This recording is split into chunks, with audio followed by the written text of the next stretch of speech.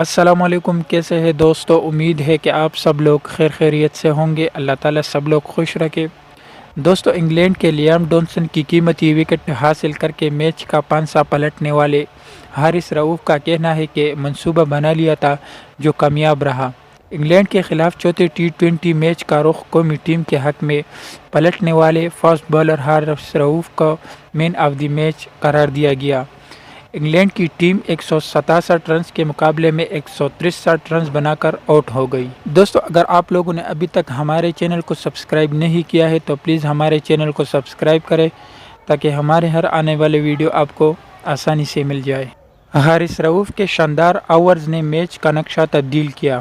Match کے اختتام پر گفتگو کرتے ہوئے حارث رؤوف نے کہا کہ جب حسنین بولنگ کا اوورز چل رہا تھا تو ڈونسن کے خلاف منصوبہ بنا لیا تھا کہ کہاں پر بال کرنی ہے۔ کوشش تھی کہ وکٹ حاصل کروں اور منصوبے کے مطابق بولنگ کی کامیابی تو حاصل ہوئی۔ فاسٹ بالر کا کہنا تھا کہ ہم نے ہار نہیں مانی۔ ڈونسن کی وکٹ لینے کے بعد اعتماد آیا تو اگلی ہی گیند پر دوسری وکٹ مل گئی۔ دباؤ ضرور ہوتا ہے لیکن انٹرنیشنل پلیئرز کو اسی پریشر کے لیے تیار کیا جاتا ہے۔